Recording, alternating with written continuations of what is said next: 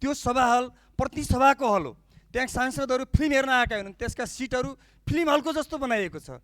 ती चाहिँ टेबलहरू चाहिँ ती कक्षा कोठाका जस्तो बनाइएका छन्। त्यो सभा हल जस्तो छैन, फिल्म हल जस्तो बनाउने कोसिस गरिएको छ।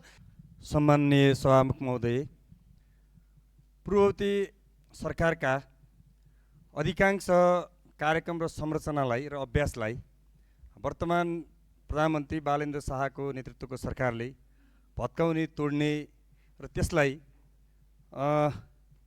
नामित पार्ने त्यो अभ्यास गरिरहेको छ। तर विडम्बना यो भवन जो संसद भवन छ, यो संसद भवन चाहिँ चलाउने निर्णय गरेछ, यसलाई चाहिँ नि कायम राख्ने निर्णय गरेछ। म धन्यवाद भन्न चाहन्छु। यसै गरी यो संसद भवनबाट, नयाँ संसद भवनबाट भोलि पर्सि बजेट ल्याउने निर्णय सुन्दा असाध्यै खुसी लाग्यो। धन्यवाद पनि भन्न चाहन्छु सभामुखज्यूलाई, र सभामुखज्यूले निरीक्षण गरेको पनि पाइयो।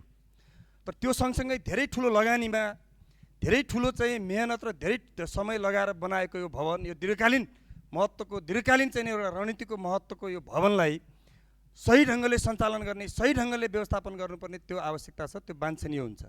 तर हतारमा गर्ने कार्यले कतै त्यो क्षति पुग्छ कि हतारो हुन्छ कि भन्ने पनि प्रश्न छ। सभामुखजीले अस्ति निरीक्षण गर्दै गर्दा हामीले एउटा भिडियो देख्यौँ। सभामुखजीले यो भएन त्यो भएन भनिरहनु भएको थियो। म त्यसप्रति सम्मान व्यक्त गर्न चाहन्छु र समर्थन गर्न चाहन्छु र भन्न चाहन्छु त्यो सभा हल प्रतिसभाको हल हो। त्यहाँ सांसदहरू फिल्म हेर्न आएका हुन्, त्यसका सिटहरू फिल्म हलको जस्तो बनाइएको छ। ती चाहिँ टेबलहरू चाहिँ ती कक्षा कोठाका जस्तो बनाइएका छन्। त्यो सभा हल जस्तो छैन, फिल्म हल जस्तो बनाउने कोसिस गरिएको छ। त्यसलाई ध्यान पुगोस् र त्यसलाई प्रतिसभाको गरिमामय हल जस्तो बनाइयोस्। म समयमै यो सरकारको ध्यान आकर्षण गराउन चाहन्छु।